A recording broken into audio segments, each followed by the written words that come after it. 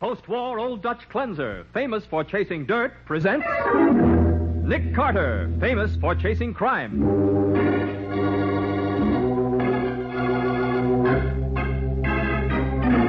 Every week at this time, two great names are joined, as new post-war Old Dutch cleanser brings you one of the most resourceful and daring characters in all detective fiction, Nick Carter, Master Detective.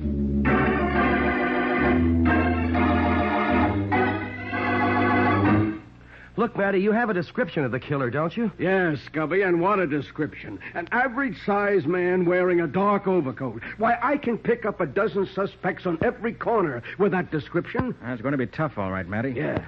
You don't know where the murdered man went last night. Don't know whom he was with. Don't even know where he was killed. Aren't there any clues at all, Nick? Just one, Scubby. And you're looking right at it. Yeah, a fine clue that is. A dead body with a knife in its back. And now, the case of the Henpecked husband. Today's adventure starring Lon Clark as Nick Carter, brought to you by new post-war Old Dutch cleanser. Professor Harold Thompson has never been inside a gambling house in all his 53 years. His wife wouldn't allow it.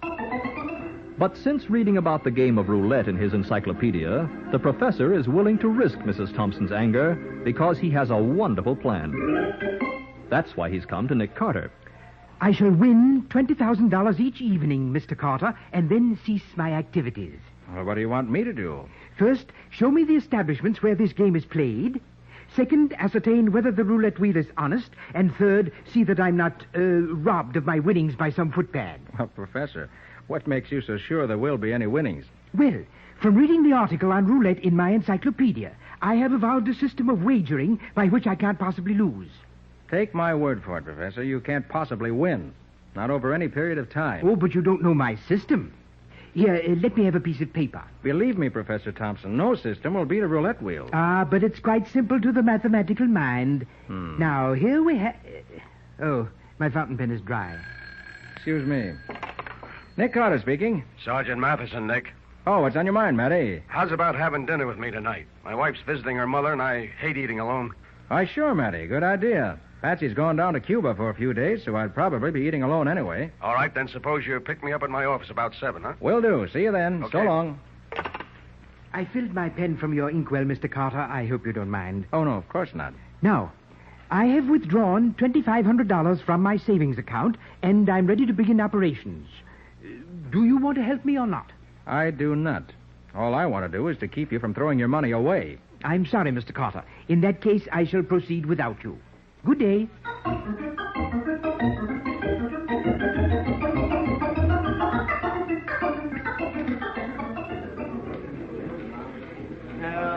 Hey, Daisy, take a look at the little old guy at the roulette table. Hey, he's doing all right, isn't he? Yeah, he's doing too good. Hey, look, maybe I ought to go over and get acquainted, huh?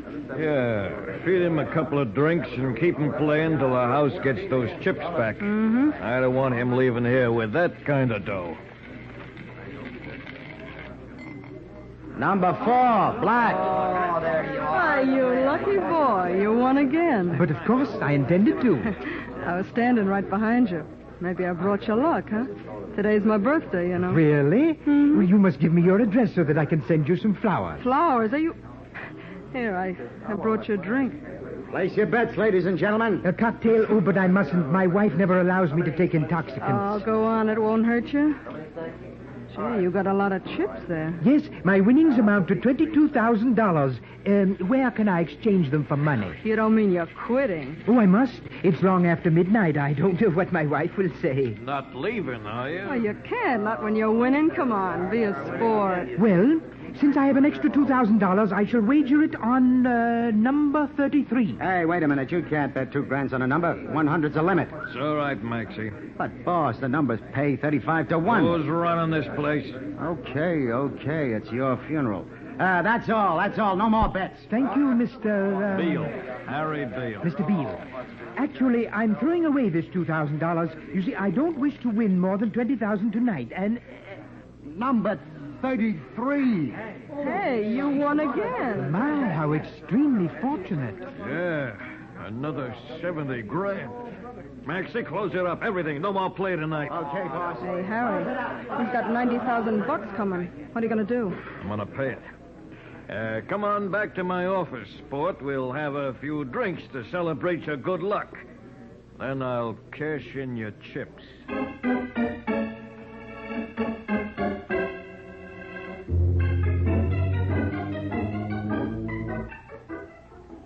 Imagine me winning all this money. Imagine. Oh, my, oh, my. Come on, Palsy. You'll be all right when you get in the car. Oh, he's all right now, Maxie. Oh, but I should have been home long, long ago. Hey, maybe you'd like to stop for another drink before you go home, huh, Prof? Oh, no, Miss Gilmore, no. I might become a bit tipsy. And my wife... She don't like drinking, huh? My wife doesn't like anything.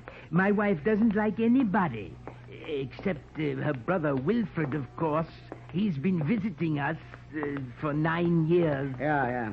Here's the boss's car, Prof. This blue convertible. Pile in. Very well. I shall drive. Oh, no, I'm driving, chum. You sit in the middle. Oh, okay. Oh, where do you live, Prof? Far, far away. In the suburbs. Eastview. Oh. Hey, Maxie, it's going to be too windy driving out there with the car all open like this. You better put the top up, hadn't you? Nuts. The hell do 'em good. I assure you that I am quite capable of driving. Hey, Prof, grab your hat. What did you... Too late, it's gone. Oh, so it is. Well, if you will let me out... No, you sit still. I'll get it. Thank you. Thank you very much. Now, let me... Prof, what are you doing? You don't want to get behind the wheel. Maxie's coming back. Hey, come back here. Prof, turn around. Go back for Maxie. Thompson never turns back. What's the matter with you? I was thinking of my wife. If she could see me now with you, Miss Gilmore, she'd murder me.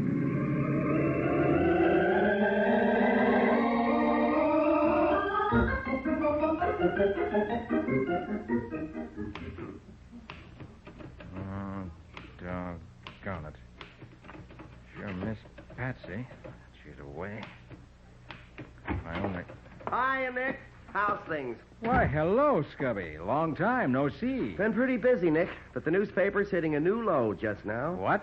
You mean there's no story worthy of the attention of a hotshot reporter like Scubby Wilson? Not a thing. That's why I dropped in to see if you had any hot tips. No, not a thing, Scubby. Hey, where's Patsy?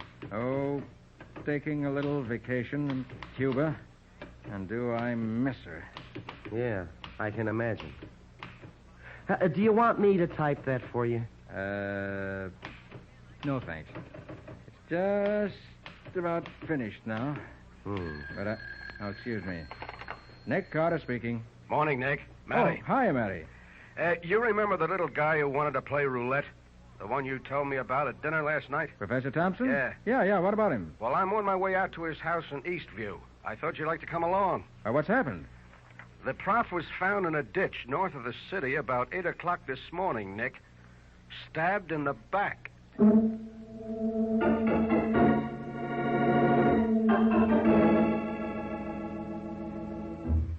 When did you see your husband last, Mrs. Thompson? He left immediately after dinner last night, and... Is your name Mrs. Thompson? Well, now, look here. Never mind, Wilfred, dear. I feel strong enough to talk now. Now, don't excite yourself, Hannah. Remember your indigestion. All right, now, Mrs. Thompson. You know, I suffer terribly from nervous indigestion.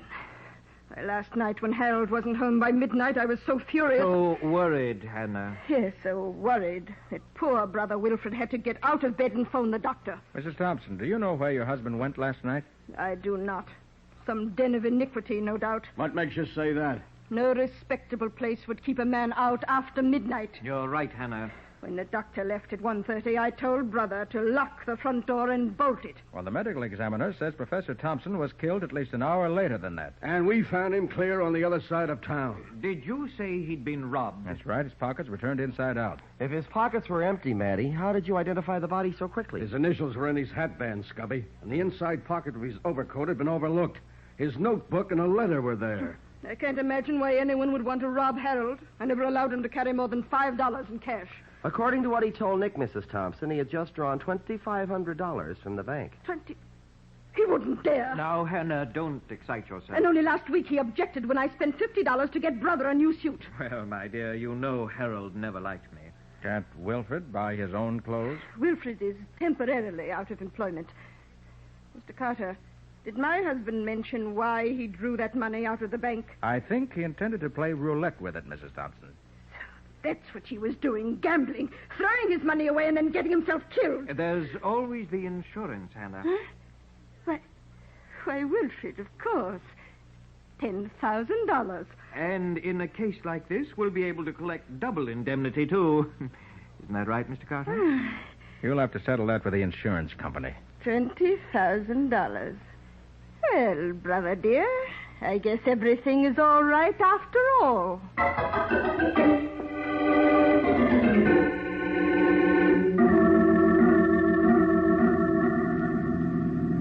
Hey, Nick, where are we driving to?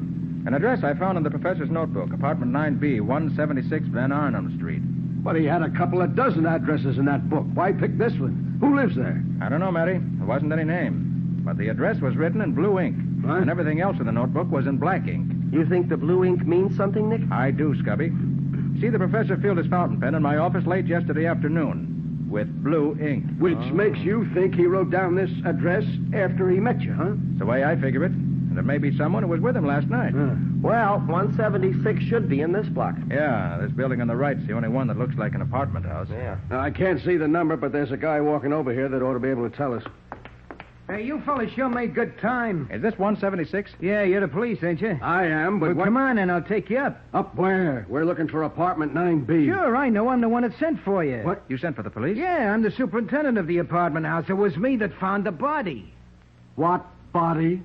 Daisy Gilmore's, of course. Like I said over the phone, she'd been murdered.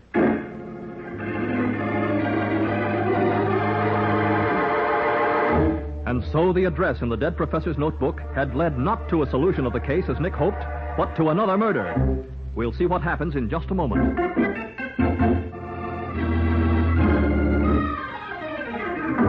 Now, back to the case of the henpecked husband. Today's adventure with Nick Carter, brought to you by new post-war Old Dutch cleanser. As Nick examines the lifeless body of Daisy Gilmore, Matty questions the building superintendent of Daisy's apartment house. That's just the way she was when I found her about 15 minutes ago. I seen right away she was dead, so I called the cops. Yeah? And what business did you have in this apartment? Well, I come in to clean up like I always do on Saturday afternoons. I get $5 for it. Uh-huh. How long do you think she's been dead, Nick? At least 8 or 10 hours, Matty. She was stabbed, wasn't she? Just like the professor. Yeah. Judging from the wound, I'd say it could have been the same knife. Yeah, then I'll bet he was killed here, too. It was inside someplace. Well, what makes you think that, Matty? Oh, I forgot you and Nick didn't see the body of the professor. No. Well, the knife didn't go through his overcoat. What? They put that on him after he was dead. Hey, could Miss Gilmore have been killed at 4:30 this morning? Might have been done that long ago. Why? Well, I seen a guy coming down the stairs from this floor about 4:30, or maybe it was closer to 5. You say he was coming down the stairs? Yeah, I thought it was funny he didn't take the elevator, and I bet that's why. I bet he just killed her and he didn't want anybody to see him. Would you recognize the man if you saw him again? Oh, sure. He was about my size and he wore a dark overcoat. That's a swell description. Well, Look, you, what were you doing prowling around at 4:30 in the a.m.? Mr. Wagner on the floor below this couldn't find his key when he come home, see, so I had to get up and let him in. Look, do you know whether Miss Gilmore was acquainted with the Professor Thompson? No, but they might be able to tell you at the 60 Club where she worked. What? The 60 Club? Hey, Nick, that's a gambling joint. Sure it is. It's Harry Beale's place. And the professor was going to play roulette last night. Sounds like a definite lead, Matty. Look, Nick, I don't want to leave here until the medical examiner and the fingerprint boys come. Maybe you'd like to go over and talk to Beale, huh? I certainly would, and right now. Come on, Scubby.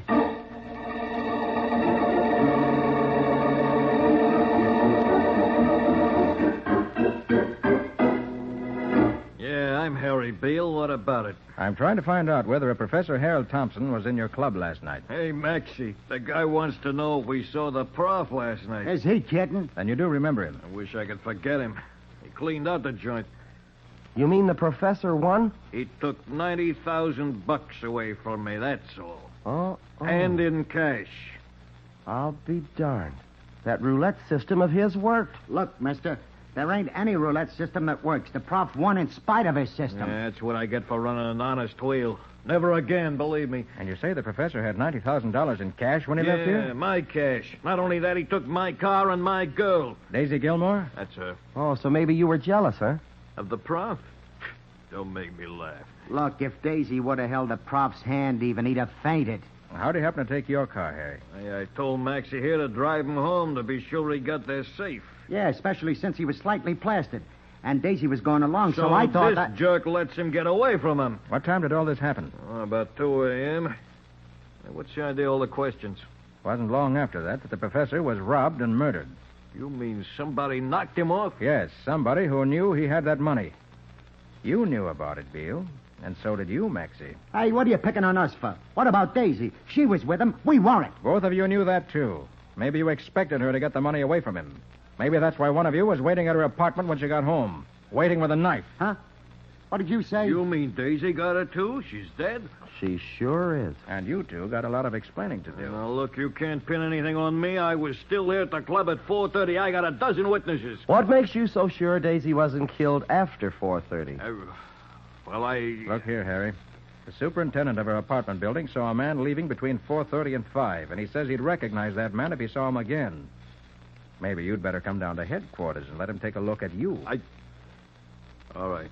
All right, so I was there. When I closed up the joint, I hopped a cab to Daisy's place. When I walked in, she was already dead. So that's your story, huh? Well, Harry, I think they'll want to hear that at headquarters, too. Okay. I'm not afraid to go down there. Maxie, get me my hat. Okay. Isn't that it on the desk there beside you? That gay 90s model? Yeah. Not much. That belongs to the prof. What's that? Sure. That's how he got away from me. His hat blew off, and when I got out of the car to get it for him, he drove off and left me. So that's what's happened. Come on, Scubby. We got work to do. Hey, copper, I thought you was hauling me in. Haul yourself in, Harry. I'm going after the real killer.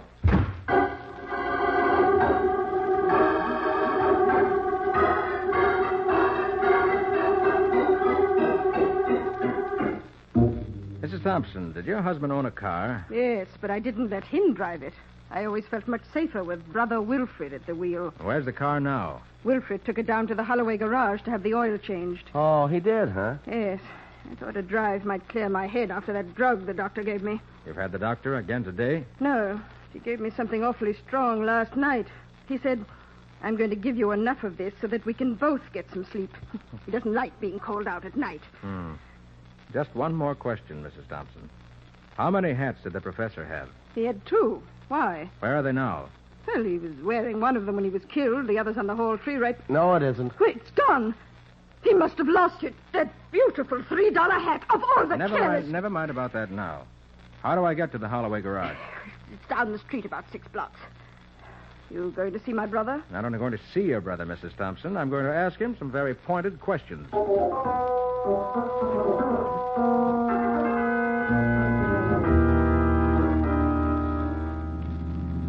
Look, Nick, you're not really sure that Wilfred killed the professor, are you? I'm positive, Scubby.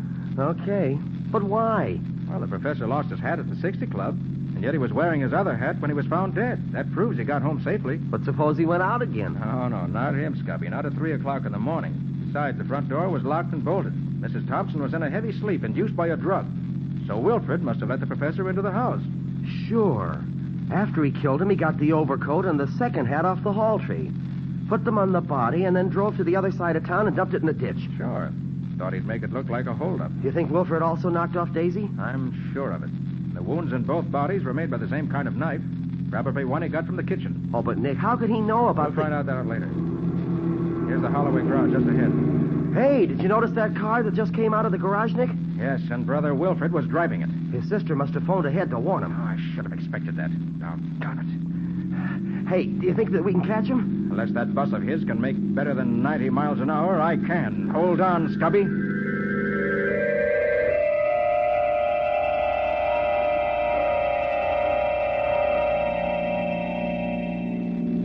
We're gaining on him. Yeah, it won't be long now. Oh, brother. Hey, you weren't kidding when you said hold on. Can't you even slow down on the curves? Not if I want to catch this guy. Well, take it easy. We're almost up to him now. Look, Scubby, I'm going to pull up alongside of him. Do you want me to yell at him to pull over? No, it won't do any good. He knows what we want. Sure, but I'll have Nick, to force him over to the side of the road. Well, he's not slowing up any. Then I'll crowd him some more. Hey, Nick, look out! He's cutting into us. For the love of Pete, Nick, watch us!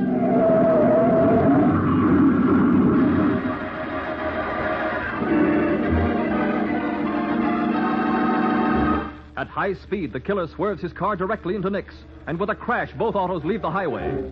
We'll see what happens in just a moment.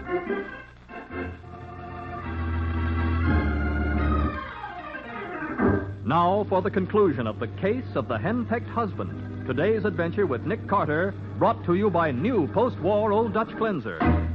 Driving at high speed, Nick Carter tried to stop an escaping killer by forcing his car to the side of the road. But the killer, realizing he's been trapped, smashed his car into Nick's. With a crash, both cars left the road. It's now a few moments later. Oh, brother. Oh, was that a narrow escape? You hurt, Scubby? I don't think so. All my joints seem to work okay. How about you? Nothing serious, I guess. You know, for a minute there, I thought we were going to turn over. It's darn lucky we didn't. Darn lucky I had good brakes. I managed to slow down a little before he hit us. Now, come on. Holy cow. Look at Brother Wilford's car. There's our wreck for you. The way he's wrapped around that tree, it's a wonder if he's not dead. Try opening the door, Scubby. Okay. No soap. It's jammed, but good. In that case, we'll have to bust a window and haul him out that way. Look out, I'm going to heave this rock. Let her go. Well, listen to that. Brother Wilford's still alive, I'm glad to say. All right, give me a hand, Scubby, and we'll get him out. Yeah, sure thing, Nick. My head. Oh, skip it, Wilford. Save your strength. I'm dying. Yeah, and Mattie's just dying for a little conversation with you. Come on, let's go down to headquarters.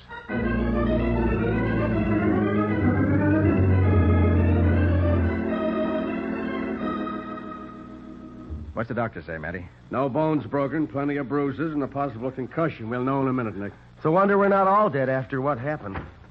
You can come in, Sergeant. Doc says no concussion. You can talk to him if you want to. Brother, I sure do. Come on, Nick. You too, Scubby. Okay.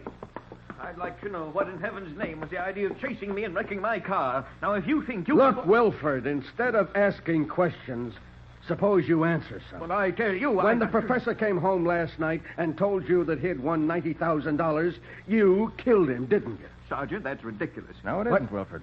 You unbolted the door and let the professor in when he came home last night. I've told Then you you killed him with a knife you got from the kitchen. That's not true. Then you put the professor's hat and coat on the dead body and took it out in the suburbs and dumped it in a ditch.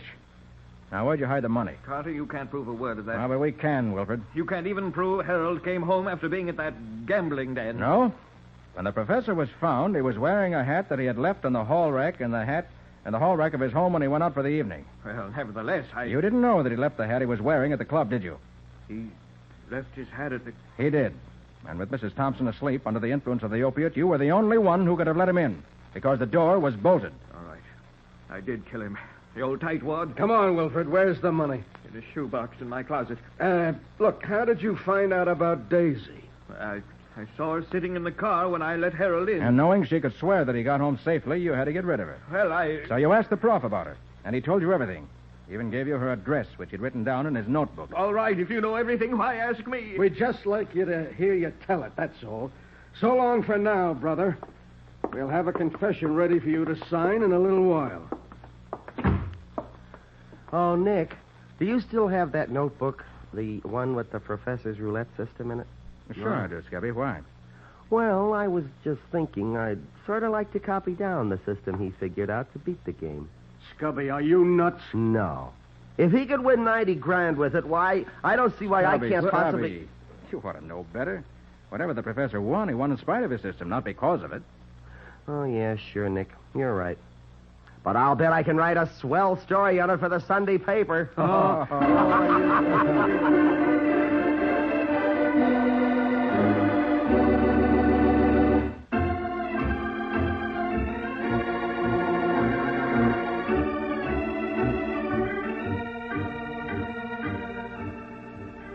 Nick Carter, Master Detective, is presented each week at this time by the Cudahy Packing Company. It is produced and directed by Jock McGregor and is copyrighted by Street and Smith Publications, Incorporated. Ed Latimer plays Matty. John Kane is Scubby. Today's script was written by Jim Parsons. Original music is played by Henry Silverne. This program is fictional, and any resemblance to actual persons, living or dead, is purely coincidental. Friends, despite the progress made in the treatment of cancer, we can't let up in our fight to stamp out this dreaded killer. Yes, every 3 minutes, someone dies of cancer, and the fight against it can be carried out only with your help. So give, and give generously, to the American Cancer Society. Give more than before.